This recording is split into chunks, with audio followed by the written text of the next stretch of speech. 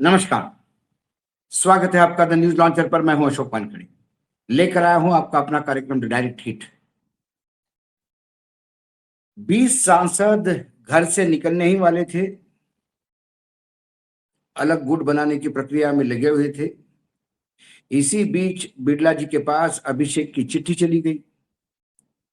क्या मोदी का खेल फिर फंस गया या अदालत में घसीटने की तैयारी शुरू हुई? क्या हुआ घटनाक्रम? और हमने पहले ही कहा था आपको कि जिस हिसाब से नतीजे आ रहे हैं बंगाल के, यानी 5 राज्यों के जो नतीजे आए विधानसभा के, तब हमने कहा था कि तमिलनाडु और बंगाल ये चुनाव के कई महीनों तक लगातार चर्चा में रहेंगे। तमिलनाडु भी चर्चा में था, लेकिन अभी थोड़ा शांत हो गया, लेकिन बंगाल अभी भी चर्चा में है। बड़ी हलचल है बंगाल में। क्या दीदी के हाथ से तृणमूल कांग्रेस टीएमसी चली गई? खबर है कि भूपेंद्र यादव के घर बागी सांसदों की बैठक हो गई। काकोली बोली कल स्पीकर से मिलेंगे, यानी आज सोमवार को स्पीकर से मिलेंगे, रविवार को उन्होंने कहा था। क्या हुआ है मामला? काकोली घोष दस्तीदार ने कहा, जो बागी गुट की नेता है, कि आज सोमवार को, यानी कल कहा उसने कि आज के दिन सोमवार 15 जून को लोकसभा स्पीकर ओम बिरला से मुलाकात करेंगे और उनके अलग गुट के रूप में मान्यता देने की मांग करेंगे। पश्चिम बंगाल में 15 सालों तक शासन करने वाली पूर्व मुख्यमंत्री ममता बनर्जी के हाथ से सत्ता तो चली गई, अब उनकी अपनी पार्टी तृणमूल कांग्रेस अब जाते हुए दिखाई दे रही है। टीएमसी के 20 से ज्यादा सांसद अब पार्टी का साथ छोड़ने के कगार पर खड़े हैं। भारतीय जनता पार्टी के नेतृत्व वाले राष्ट्रीय गठबंधन एनडीए के साथ देने की बात कर रहे हैं। टीएमसी के बाकी सांसदों ने रविवार को, यानी 14 जून को, केंद्रीय मंत्री भूपेंद्र यादव के घर पर एक बैठक की, जिसके बाद टीएमसी के बागी सांसदों ने में शामिल या उनको लीड कर रही काकोली घोष दस्तीदार ने कहा कि हम सोमवार को स्पीकर ओम बिरला से मुलाकात करेंगे और अलग गुट की मान्यता देने के लिए उनसे बात करेंगे। ये सिर्फ बात हो रही है या फिर वाकई 20 लोगों का जुगाड़ हो गया है? केंद्रीय मंत्री भूपेंद्र यादव के आवास पर हुई बैठक में तृणमूल कांग्रेस के 14 से 15 बागी सांसदों के मौजूद होने की खबर है। इसमें सांसद काकोली घोष दस्तीदार, सायोनी घोष, माला रॉय, शताब्दी रॉय, शर्मिला सरकार, प्रसून बनर्जी, सुदीप बंडोपाध्याय, अरूप चक्रवर्ती, पार्थ भौमिक, जगदीश बसुनिया समेत अन्य नाम शामिल हैं। टीएमसी प्रमुख ममता बनर्जी के करीब कही जाने वाली सांसद काकोली घोष दस्तीदार अब बागी सांसदों की गुट की नेता बन गई। उन्होंने केंद्रीय मंत्री भूपेंद्र यादव के साथ हुई बैठक के बाद कहा कि उनके साथ कुल 22 सांसद हैं। इसके पहले उन्होंने 20 सांसदों का साथ का दावा किया। हालांकि उनके गुट में शामिल हुए 2 नए सांसदों के नाम उजागर नहीं किए। उन्होंने कहा कि जब वो लोग औपचारिक रूप से शामिल हो जाएंगे तभी उनके नामों को सार्वजनिक किया जाएगा। दिल्ली रवाना होने से पहले कोलकाता से मीडिया से बात करते हुए टीएमसी की बागी सांसद काकोली घोष दस्तीदार ने कहा कि हम उन लोगों से बातचीत की है जो पश्चिम बंगाल की स्थिति को लेकर अपनी नाराजगी जता रहे। हमारे साथ 1-2 लोग और जुड़ेंगे। पहले मैंने कहा था 20, अब यह संख्या 22 हो गई है। हर किसी की राय सुनी जाएगी, चर्चा की जाएगी, कोई तानाशाही नहीं चलेगी। अब ये काकोली घोष का वक्तव्य है। यदि आपने इसके पहले भी बंगाल में देखा कि जो 80 विधायक थे ममता के पास, उसमें से 58 विधायक कुल, हालांकि दावा तो 60 का किया जा रहा है, लेकिन 58 विधायक तो बाकायदा गाड़ी में बैठ के स्पीकर महोदय के पास गए और स्पीकर महोदय को उन्होंने 58 लोगों को गिनवाया और उन 58 लोगों की सिग्नेचर वेरीफाई हुई और तुरंत उनको अलग गुट की मान्यता मिल गई। साथ में उनमें से एक ने अपने आप को नेता प्रतिपक्ष घोषित किया और उन्हें नेता प्रतिपक्ष का पद भी मिला और साथ में कमरा भी अलॉट हुआ। दूसरी ओर जब ममता बनर्जी हाईकोर्ट चली गई ये कहते हुए कि स्पीकर ने गलत आदमी को नेता प्रतिपक्ष चुनाया, तो हाईकोर्ट ने उसकी वो दलील नहीं मानी। सही देखा जाए तो वो अलग गुट बैठ सकता है, क्योंकि 2/3 आपको चाहिए और 2/3 के लिए उनके पास वो पर्याप्त नंबर था। 80 में से यदि 58 जाते हैं तो 2/3 तो हो ही जाते हैं। तो कुल मिलाकर विधानसभा तो हाथ से चली गई। दूसरी ओर लोकसभा में लगातार ये बात हो रही थी कि इनके पास बागी 20 का आंकड़ा हो गया है। 18 मई को एक पत्र 18 मई का एक पत्र जो स्पीकर बिरला जी के पास दिया गया, उसमें 20 सांसदों की सिग्नेचर होने की बात कही, लेकिन ना कभी स्पीकर हाउस ने कुछ इसको कंफर्म किया, ना कहीं और से कंफर्म हो रहा था। इसी बीच कुछ सिग्नेचर्स के पन्ने बाहर आ गए। उसमें एक पे 7 सिग्नेचर थी, फिर दूसरे पे ओवर राइटिंग किया गया था नंबरों में, और फिर 14 से आगे का नंबर था, लेकिन उसमें भी 20 का आंकड़ा पूरा नहीं था। 14 का आंकड़ा ये कंफर्म टीएमसी के जो नेता ममता जी के साथ है वो भी कह रहे हैं कि 14 तो उनके पास है, लेकिन जब तक 19 पूरे नहीं होते तब तक दल बदल कानून से वो छुटकारा नहीं पाते। कुल 28 है, 28 में से 19 चाहिए 2/3 के लिए। अब ये 19 का आंकड़ा हुआ कि नहीं हुआ इसके बारे में अभी भी कंफर्मेशन नहीं, क्योंकि जो यादव के यहाँ जो मीटिंग हुई है, उस यादव जी के यहाँ पे भी मीटिंग में 14 सांसद बताए गए हैं। हालांकि उनका दावा है कि 20 पूरे हो गए और 2 और आ रहे हैं तो 22 हो जाएंगे। सवाल है 14 से आगे 19 तक का आंकड़ा पार हुआ क्या? कुछ लोगों के नाम थे जिन्होंने बाकायदा ये कह दिया कि हम नहीं जा रहे हैं। शत्रुघ्न सिन्हा जैसे लोग थे जिन्होंने कहा कि हम नहीं जा रहे हैं।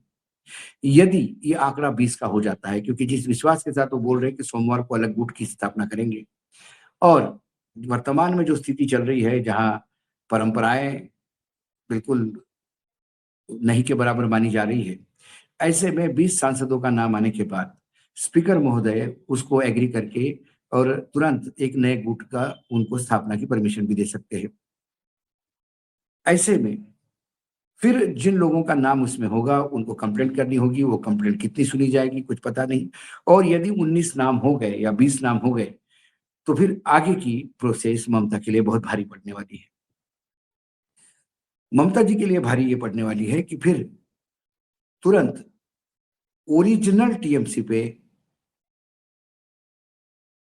कब्जा होगा बागियों का, क्योंकि जो विधानसभा में जो स्प्लिट हुआ है 58 लोगों का, वो लगातार इस बात को दोहरा रहे हैं कि हम टीएमसी के लोग हैं। ममता को हमने हमारा अध्यक्ष बनाए रखा है, लेकिन वो मार्गदर्शन की स्थिति में है, बाकी डे टू डे पार्टी हम चलाएंगे। अभिषेक बनर्जी की पार्टी में कोई जगह नहीं। और यदि यदि 19 होता है तो यदि विधानसभा और लोकसभा के सांसद और विधायक यदि एक हो जाते हैं तो फिर वही शिवसेना या राष्ट्रवादी कांग्रेस जैसी स्थिति महाराष्ट्र में जो हुई थी वो होती दिखाई देती है। फिर उसके बाद यदि ये लोग चुनाव आयोग के पास गए तो चुनाव आयोग उन्हें सिंबल भी दे देगा, पार्टी का नाम भी दे देगा, और ममता बनर्जी को टीएमसी ममता बनर्जी एमबी करके ऐसा कुछ नया नाम मिलेगा। हो सकता है नया सिंबल भी मिला, जैसा शरद पवार को मिला, राष्ट्रवादी कांग्रेस शरद पवार, या फिर शिवसेना उद्धव बाला साहेब ठाकरे यूबीटी के नाम से उन्हें भी अलग सिंबल मिला। पहले उनके पास तीर कमच था, कमान था, उसके बाद जो मिला वो मशाल थी। उनके पास घड़ी थी शरद पवार के पास, उन्हें फिर तुतारी नाम का एक म्यूजिकल इंस्ट्रूमेंट है वो मिला। सिंबल जाने का खामियाजा तो भुगतना पड़ता है। लेकिन इसी बीच एक कॉशियस चाल चली टीएमसी की तरफ से, मतलब ममता की तरफ से, और ये पीटीआई का ट्वीट है, ये आप देख सकते हैं। पीटीआई के ट्वीट में ये लिखा है, जो आप पढ़ भी सकते हैं सोशल मीडिया एक्स प्लेटफॉर्म पर। TMC leader Abhishek Banerjee writes to Lok Sabha Speaker, treat the AITC as a single political party represented in the House solely through its duly authorized leader and whip, and decline to accord any recognition, status, or facilitate to any purported separate group or a fraction of all India Trinamool Congress. अब ये कहता है कि भाई तृणमूल कांग्रेस का कोई अलग गुट नहीं है, कोई अलग नाम से कोई फ्रिक्शन नहीं है। टीएमसी का जो हमने व्हीप अपॉइंट किया है और जो ऑथराइज्ड लीडर है वही कंटिन्यू रहेंगे, उनमें कोई बदलाव नहीं है। ये स्पीकर को उन्होंने लिखा, ये लेटर पहले पहुंचा है, मंडे को ये लेटर लेके जाएंगे। लेकिन जो लेटर है स्पीकर साहब का वो है 10 जून के तारीख 10 जून के तारीख का है और लेटर 2 पन्ने का है, बहुत लंबा चौड़ा डिटेल में लेटर है। वो लेटर भी आप देख सकते हैं, स्क्रीन पे पढ़ने की तो जरूरत नहीं है। लेकिन ये लेटर क्लेम कर रहा है कि हमारा कोई फैक्शन नहीं है और किसी को मान्यता नहीं दी जाएगी। लेकिन ये सिर्फ कानूनी दांवपेच के लिए एक दस्तावेज हो सकता है। लेकिन इस पत्र के बाद भी यदि टीएमसी के 2/3 सांसद अलग गुट बना के बैठते हैं तो स्पीकर उन्हें मान्यता देगा, क्योंकि यदि उन्होंने एनडीए में विश्वास किया तो वैसे ही एनडीए को यानी वर्तमान सरकार को लोकसभा में अपने और समर्थक चाहिए। ऐसे में यदि वर्तमान में यदि उनके पास 290 हैं, उस 290 में यदि ये 20 और जुड़ते हैं तो यह आंकड़ा 310 हो जाता है। उसके बाद कुछ शिवसेना की भी स्प्लिट की महाराष्ट्र में बात हो रही थी, लेकिन आज उद्धव के यहाँ सभी सांसद उपस्थित रहे, कुछ ऑनलाइन कुछ फिजिकली, तो वो भी अभी थोड़ा सा लंबा पड़ा है। लेकिन 300 पार तो आंकड़ा कम से कम टीएमसी के साथ उनका हो जाएगा। उन्हें किसी भी हालत में 2/3 चाहिए ताकि 2029 के पहले उन्हें वो तमाम बिल पास करने हैं जो वो पास नहीं कर पाए, खासकर परिसीमन वाला, जिसको महिला रिजर्वेशन के शक्ल में ये पेश करने का प्रयास कर रहे थे। क्या ममता की पार्टी जाएगी? कई लोग कहते हैं कि ये लीगल बैटल के लिए ये पत्र भेजा गया ताकि अपने रिकॉर्ड में चीजें सही रहे, लेकिन लीगल बैटल लड़ा कहाँ जाएगा? लीगल बैटल किसके लिए लड़ा जाएगा? वर्तमान में चुनाव आयोग क्या बात कैसा बर्ताव कर रहा है ये पता है, और खासकर जिन लोगों के को उन्होंने गेट आउट कह दिया था अपने चेंबर से, यदि वही लोग वाकई टीएमसी से भी गेट आउट किए जा रहे हैं तो चुनाव आयोग तो बड़े खुशी खुशी से अपना काम करेगा। चुनाव आयोग के खिलाफ आप सुप्रीम कोर्ट जा सकते हैं। सुप्रीम कोर्ट में वैलिड रीजन होने के बाद भी अभी तक शिवसेना का और राष्ट्रवादी कांग्रेस का मामला अभी तक सुप्रीम कोर्ट में अटका हुआ है। हमारे यहाँ सुप्रीम कोर्ट में ऐसे केसेस के लिए कोई टाइम लिमिट नहीं, चुनाव होते जाएंगे, लड़ते जाएंगे, और टीएमसी ओरिजिनल किसकी है इसका मसला सुप्रीम कोर्ट में पड़ा रहेगा। सुप्रीम कोर्ट जब जब समय में साल में 1-2 बार डेट लगाता जाएगा और अलग अलग फेरी देते हुए साल ब साल तारीख पे तारीख, तारीख पे तारीख, तारीख पे तारीख होती जाएगी, और फिर कुछ दिनों के बाद शिवसेना को लगेगा कि हमारे मशाल के साथ ही हम सही है, और शरद पवार को भी लगेगा कि चलो ठीक है तुतारी ही सही, अब छोड़ दो, इतने साल हो गए हम इस तुतारी और इस पे चुनाव लड़ रहे हैं, अब क्या वापस फिर हम हमारे घड़ी पे जाएंगे या शिवसेना सोचेगी तीर कमान पे जाएंगे। बड़ा विशेष मामला है। न्याय कहते हैं कि न्याय होना और न्याय होते हुए दिखना ये दो अलग अलग बातें हैं, यहां तो दोनों ही नहीं हो रही है। हाँ, तीसरी बात जरूर है, जो हम जब लॉ पढ़ते थे तो उसमें कहा जाता था कि justice delayed is justice denied. यदि न्याय देने में, न्यायदान में यदि बहुत ज्यादा लंबित रखा जाए, देरी हो जाए, तो वो अन्याय ही मानना चाहिए। लेकिन जब न्यायपालिका अन्याय करने पे ही तुली हो तो कौन क्या करे। 2.5 साल एकनाथ शिंदे की सरकार को गैर कानूनी बोलने के बाद भी 2.5 साल को वो चलती है सरकार डबल इंजन के रूप में, और न्यायपालिका सब कुछ जानते हुए भी कुछ नहीं कर पाती।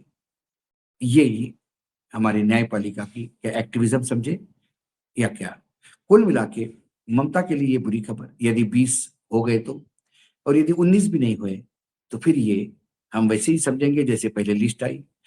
कई दिनों से यानी 18 मई से 20 का आंकड़ा घूम रहा है, आंकड़ा आज भी 14 का ही बताया जा रहा है।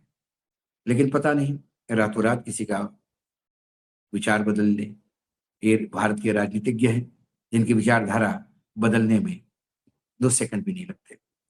आज डायरेक्ट हिट में इतना ही। कल फिर आता हूँ किसी विषय के साथ। तब तक के लिए नमस्कार। देखते रहिएगा न्यूज लॉन्चर।